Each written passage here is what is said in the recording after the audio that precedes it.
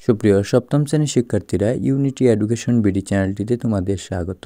এই ভিডিওতে তোমাদের স্বাস্থ্য সুরক্ষা বইয়ের পৃষ্ঠা নং ৭৪-৭৫-এর অনুভূতি ও মনের যত্নে আমরা যে চর্চাগুলো নিয়মিত করি তা এই ফুলের পাপড়িতে লিখব। আমার অনুভূতি আমার ভালোবাসার। তারপর ৭৫ নম্বর পৃষ্ঠারে আমার অনুভূতি আমার শক্তিতে এই চোখটি পূরণ করব। তাহলে চলো শিক্ষার্থীরা, আমরা ৭৫-৭৪ পৃষ্ঠারে চোখগুলো পূরণ করি।